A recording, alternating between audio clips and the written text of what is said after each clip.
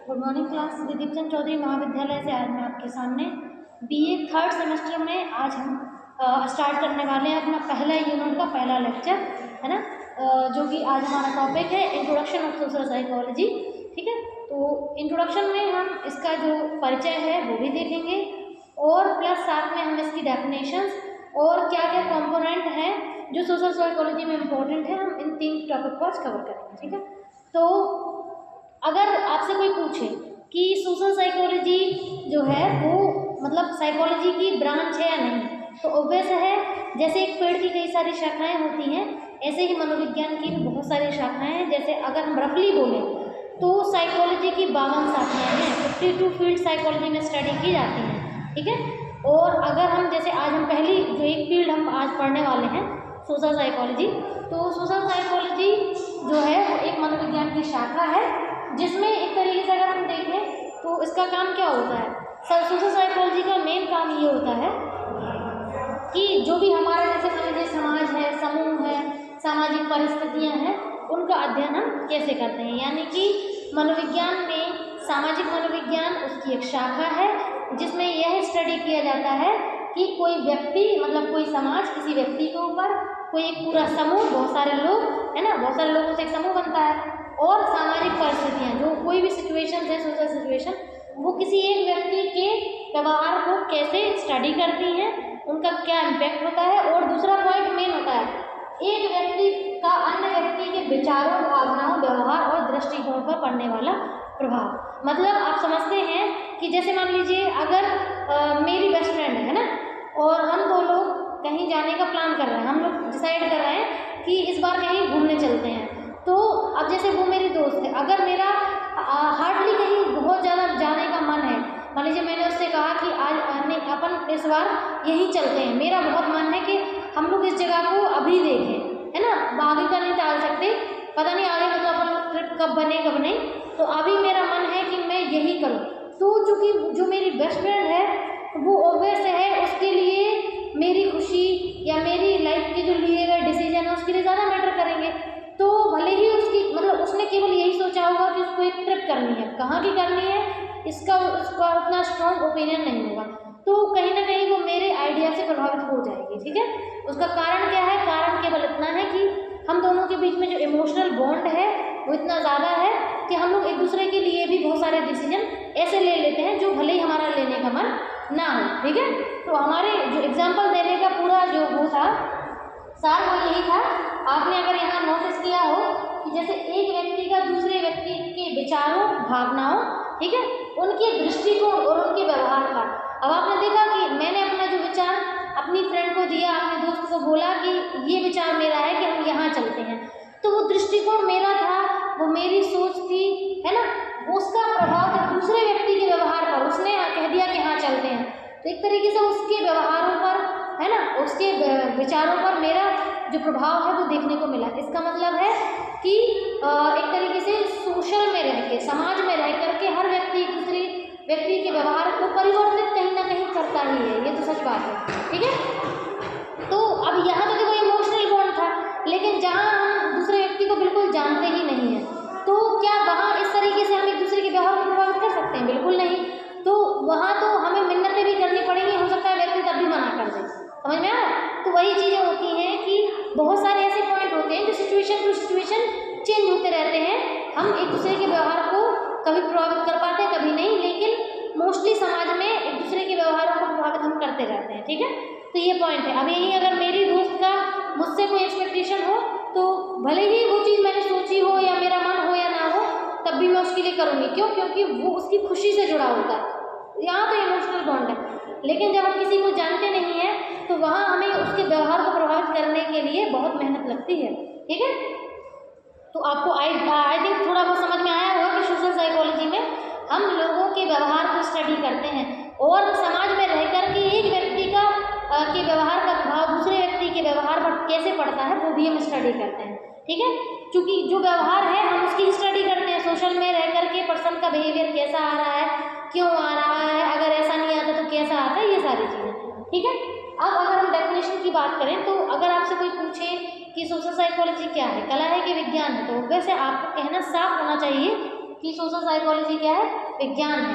यानी कि हम जो भी कुछ स्टडी करते हैं साइकोलॉजी में, सोशल साइकोलॉजी में, उसको हम विद प्रूफ दे सकते हैं। उस जिस पॉइंट की भी हम बात कर रहे हैं कि ये चीज़ ऐसी ऐसी होती है, तो उसके लिए बाकायदा हमारे पास टेस्ट पेपर अवेलेबल है, हमारे पास कुछ मेथड्स अवेलेबल हैं जिसका यूज़ करके हम अपने टेस्ट को, अपने जो भी हम एक तरीके से जो भी स्टेटमेंट हमने दिया है उसको हम प्रूव कर सकते हैं। ठीक है, तो ये हमारा है, इसीलिए हम इसको विज्ञान में रखते हैं। आप तो जानते हैं कि कोई भी विषय कला और विज्ञान में तभी रखा जाता है अगर हम किसी विषय को विज्ञान में कह रहे हैं, तो विज्ञान में कहने का मतलब है कि जो पॉइंट हम बोल रहे हैं उसको हम प्रमाणित कर पाएँ, है ना। विज्ञान हमेशा प्रमाण मांगता है, आपने ये डायलॉग सुना ही होगा, तो वही चीज़ें हैं। नेक्स्ट है हमारा, अब अगर इसमें हम डेफिनेशन में जाएं तो यहाँ पर साफ साफ लिखा है कि जो दूसरों के व्यक्तित्व, वास्तविक जो दूसरों के, मनोविज्ञान जो है दूसरों के वास्तविक, कल्पित या निहित उपस्थिति से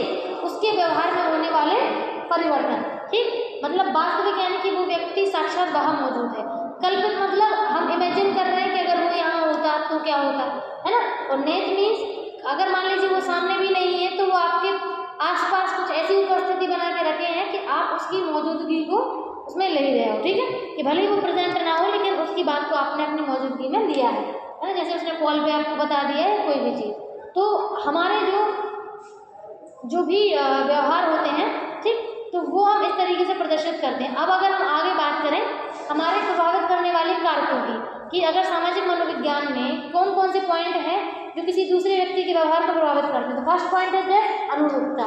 ठीक है, अनुरूपता को हम इंग्लिश में कन्फर्मिटी बोलते हैं। देखिए, अनुरूपता का मैं सिंपल सा एग्जांपल देके आपको समझा रही हूँ। ये हमारे जो शेरप हैं, सोशल साइकोलॉजिस्ट है, उन्होंने एक अपना पूरा एक्सपेरिमेंट डिफाइन करके समझाया है। तो जैसे इसमें होता क्या है, जैसे मान लीजिए कि 10 से 15 लोग हैं, है ना, और वो एक दूसरे को नहीं जानते हैं, तो अगर लगातार 8 से 10 लोग किसी एक क्वेश्चन के आंसर को लगातार गलत दिए जा रहे हैं, मान लीजिए जैसे 10 लोग ऐसे एक रो में बैठे हैं और जो 10वां व्यक्ति है वो बिल्कुल सही आंसर जानता था, लेकिन हमने उससे सबसे पहले आंसर नहीं पूछा, हमने अपोजिट साइड से आंसर पूछना शुरू किया, और जो जहाँ से हमने आंसर पूछना शुरू किया वो लोग जो थे उनको मैंने ही बोला था कि आपको ये आंसर गलत देना है, मीन्स आपको रॉन्ग आंसर देना है ना, क्वेश्चन जो पूछा जाएगा उसका गलत आंसर देना है।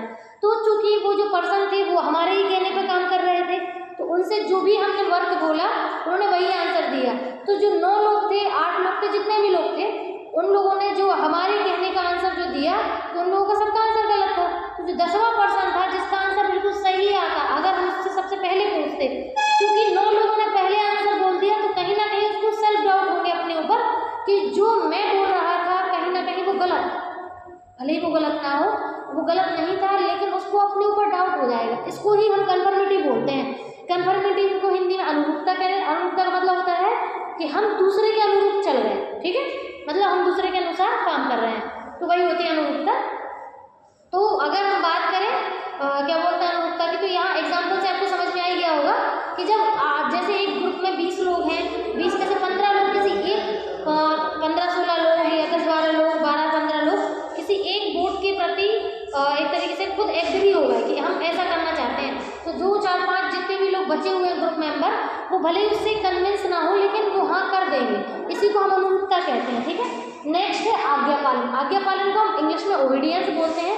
आज्ञा पालन का सिंपल सा मतलब होता है कि हम दूसरे के व्यवहार को प्रभावित कर तो रहे हैं, लेकिन प्रभावित करने में यहाँ आज्ञा काम कर रही है। जैसे मान लीजिए बॉस होता है, बॉस हो गए, हमारे घर के बड़े पर्सन हो गए, है ना, जो उम्र में रेपुटेशन में हमसे बड़े होते हैं, तो जब भी कोई वो काम हमसे करवाना चाहते हैं तो वो हमसे रिक्वेस्ट नहीं करते हैं, ना हमसे पूछते हैं, है ना, कि आप ऐसा करोगे कि नहीं। उनको तो केवल कह देते हैं कि आपको ऐसा करना है, करना ही करना है, उसको आप मना नहीं कर सकते, तो वो आज्ञा पालन होती। अब उन्होंने जैसा कहा आपने वैसा किया, यानी कि आपके व्यवहार में उनके कहने के बाद जो परिवर्तन देखने को मिलता है वो आज्ञा पालन कहलाता है। तो प्रभावित तो आपका व्यवहार हो ही रहा है, ठीक, जैसे अनुकूलता में भी हुआ, ठीक, आज्ञा पालन में हुआ। नेक्स्ट है सामाजिक मानदंड। सामाजिक मानदंड का सिंपल सा मतलब होता है कि समाज में आपकी जाति, धर्म, विशेष में देश में जो भी नियम कानून एक सोशल एक्सेप्टेंस के थ्रू बनाए गए हैं कि एक व्यक्ति को ऐसा ही व्यवहार करना चाहिए। अगर आप वैसा व्यवहार कर रहे हैं तो आप ठीक है, लेकिन अगर वैसा नहीं कर रहे हैं तो कहीं ना कहीं फिर आपको उसकी पेनल्टी भी देनी पड़ सकती है, आपको उसकी सज़ा भी हो सकती है। तो जो सोशल में पहले से चीज़ें निर्धारित हैं, सामाजिक मानदंड जो बने हुए हैं, उनके अकॉर्डिंग ही आपको अपने बिहेवियर को प्रेजेंट करना होता है। तो कहीं ना कहीं आपका बिहेवियर आपके सोशल रूल्स से भी फॉलो होता है, ठीक है, जो नॉर्म्स आपके बनाए गए हैं। नेक्स्ट है आपका सामाजिक तुलना। कभी कभी आपने देखा होगा कि जैसे मान लीजिए अपन जैसे ट्यूशन देते हैं बच्चों को, है ना, तो जैसे देखा कि 4 बच्चे बहुत अच्छा कर रहे हैं एक वर्ग में, है ना, अब 1-2 बच्चे बिल्कुल नहीं पढ़ते हैं, तो अपन लोग क्या कहते हैं, अपन एक एग्जाम्पल देते हैं, देखो वो कितने अच्छे से पढ़ रहा है ना, तुम बिल्कुल ध्यान नहीं देते हो अपने ऊपर। तो कहीं ना कहीं जो हम तुलना करते हैं 2 बच्चों के बीच में, सामाजिक तुलना, तो उससे जो एक व्यक्ति का जो व्यवहार हमें दिख रहा था, हम दूसरे वही देखना चाहते, तो कहीं ना कहीं दूसरे बच्चे में वो व्यवहार ऑटोमेटिक फिर वो उस चीज़ को प्रभावित हो जाता है उससे, और वो अपने बिहेवियर में उन चीज़ों को प्रेजेंट करने लगता है। लास्ट पॉइंट इज दैट प्रभाव और मानना। यानी कभी कभी ऐसा होता है कि मान लीजिए जैसे रिक्वेस्ट के थ्रू हम किसी के व्यवहार को प्रभावित करते हैं कि हमने कह दिया प्लीज़ प्लीज़ ऐसा कर दीजिए, उसका मन भले ही ना हो फिर भी वो कर देता है, तो प्रभाव और मानना उसमें आता है कि हाँ सामने वाला व्यक्ति मान जाता है। तो इसको अगर हम एकदम प्रॉपर उसमें बोले तो इसको हम कॉम्प्लियंस बोल सकते हैं इंग्लिश में। कॉम्प्लियंस का मतलब ये होता है कि हम किसी एक रिक्वेस्ट के थ्रू किसी दूसरे व्यक्ति से कोई ऐसा कार्य करवाएं जो हम करवाना चाहते हैं, भले ही व्यक्ति का मन हो या ना हो, लेकिन वो हमारे लिए कर देता है, ठीक है। तो आज का हमारा टॉपिक यहीं तक है, कोई भी डाउट हो तो बता दीजिएगा। Thank you.